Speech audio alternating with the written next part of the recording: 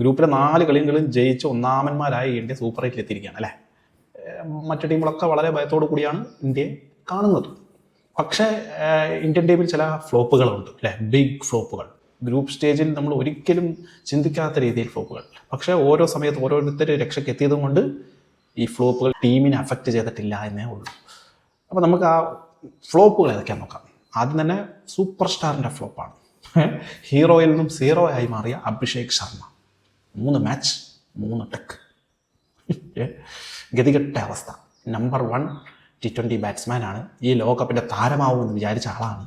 പക്ഷേ സീറോയിൽ നിന്ന് കരകയറാൻ കഴിയുന്നില്ല. ഒരു കുഞ്ഞ് റണ്ണ് പോലും അദ്ദേഹത്തിന് ഒരു ടീമിനോട് എടുക്കാൻ സാധിച്ചില്ല എന്നുള്ളതാണ്. ഇനി അടുത്ത ഫ്ലോപ്പ്, ടോപ്പ് ഓർഡറിൽ തന്നെയാണ് മെയിൻ ഫ്ലോപ്പുകൾ. തിലക് വർമ്മ. റണ്ണുകൾ എടുക്കുന്നുണ്ട് 25, 26, 30 പക്ഷേ ഒരിക്കലും അത് തിലക് വർമ്മയുടെ കളിയല്ല. തിലക് വർമ്മയുടെ നാച്ചുറൽ ഗെയിം അതല്ല എന്ന് കളി കണ്ടുകൊണ്ടിരിക്കുന്ന എല്ലാവർക്കും അറിയാം. തിലക് വർമ്മയ്ക്ക് എന്ത് പറ്റി? സർജറി കഴിഞ്ഞതിന് ശേഷം പുള്ളിക്ക് എന്ത് സംഭവിച്ചു? അതാണ് എല്ലാവരും ഉറ്റു നോക്കുന്നത്. താളം കണ്ടെത്താൻ കഴിയുന്നില്ല. തുഴയൽ തന്നെ തുഴയൽ. 4 ഇന്നിങ്സിൽ നിന്നും വെറും 106 റൺസാണ് പുള്ളി എടുത്തിരിക്കുന്നത്. 26.50 ആവറേജോടുകൂടി. സ്ട്രൈക്ക് റേറ്റ് ആണ് വളരെ മോശം. ഒരു ഇന്ത്യൻ വൺ ഡൗൺ ബാറ്റ്സ്മാൻ്റെ സ്ട്രൈക്ക് റേറ്റ് ആണ് ഞാൻ വായിക്കാൻ പോകുന്നത് 120.45. ഒരിക്കലും അംഗീകരിക്കാൻ കഴിയില്ല.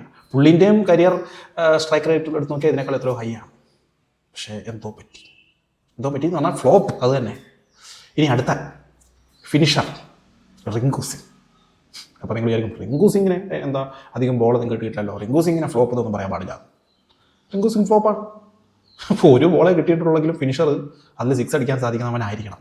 അതാണ് ഫിനിഷർ. റിങ്കു സിംഗിൻ്റെ സ്ഥിതി എന്താണെന്ന് അറിയുമോ? ഈ വേൾഡ് കപ്പിൽ 27 ബോളുകളെ അദ്ദേഹത്തിന് ഈ ലോകകപ്പിൽ നേരിടാനായിട്ടുള്ളൂ. പക്ഷേ 24 റൺസേ പുള്ളിക്ക് എടുക്കാൻ സാധിച്ചിട്ടുള്ളൂ. സ്ട്രൈക്ക് റേറ്റ് എന്ന് പറയുന്നത് വെറും 88. ഒരു ഇന്ത്യൻ ഫിനിഷറുടെ സ്ട്രൈക്ക് റേറ്റ് 88.